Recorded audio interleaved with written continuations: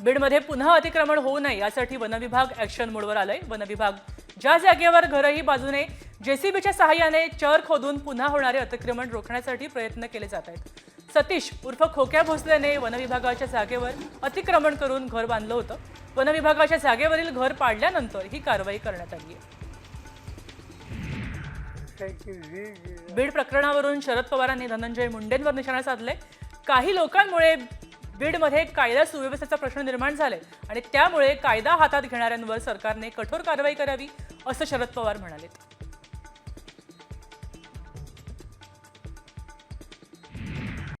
Comscore नुसार आता isakal.com आहे देशातील नंबर 1 ची मराठी न्यूज वेबसाईट। प्रत्येक अपडेटसाठी isakal.com ला नक्की भेट द्या।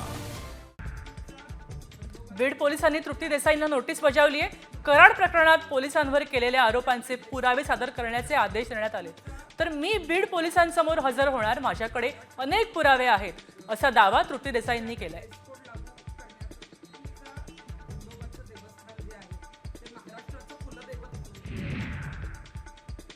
काँग्रेस नेते नाना पटोलेंच्या ऑफरवर राधाकृष्ण विखे पाटलांनी टोळा लगावलाय।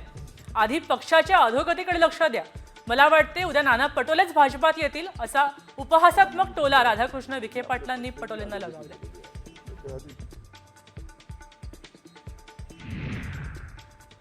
अजित पवार गटाचे आमदार विक्रम काळेंनी आणि काँग्रेस नेते अमित देशमुख यांनी एकमेकांना ऑफर दिली आहे। एवढं चांगलं काम करणारा माणूस मंत्रिमंडळात असला पाहिजे असं विक्रम काळे म्हणाले। तर जिथं आहात तिथं आनंदी आहोत, भविष्यात तुम्हीच कदाचित तिथे याल असं उत्तर अमित देशमुखांनी दिले।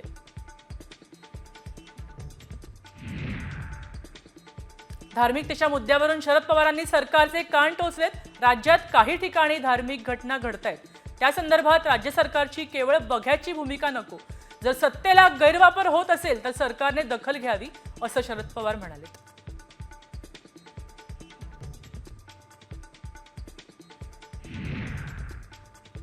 शेतकरी आत्महत्येच्या मुद्द्यावरून विरोधकांनी सरकारला घेरण्याचा प्रयत्न केलाय। हे सरकार ढोंगी आणि दुतोंडी आहे असा घणाघात संजय राऊतांनी केलाय। तर शेतकरी आत्महत्या संदर्भात केंद्र सरकारने एखादं धोरण आखावं अशी मागणी शरद पवारांनी केली आहे।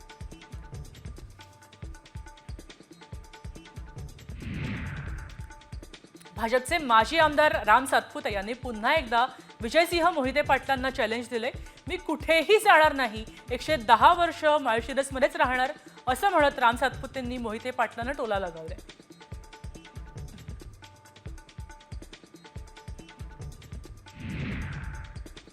स्थानिक शेतकऱ्यांचा शक्तीपीठ महामार्गाला विरोध आहे, त्यामुळे स्वाभिमानी शेतकरी संघटना आक्रमक झाली आहे। मात्र प्रशासनाकडून कामासंबंधी हालचाली वाढल्यानं राजू शेट्टी यांच्या नेतृत्वात रास्ता रोको आंदोलन करण्यात येणार होतं। याआधीच पोलिसांनी राजू शेट्टींनी त्यांच्या निवासस्थानातून ताब्यात घेतले।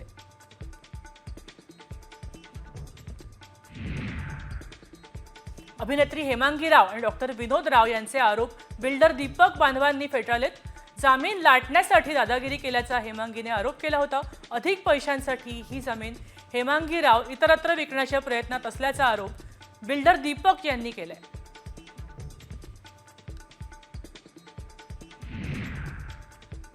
राष्ट्रवादी शरदचंद्र पवार पक्षाचे अध्यक्ष शरद पवारांनी पंतप्रधान नरेंद्र मोदींना पत्र लिहिलंय।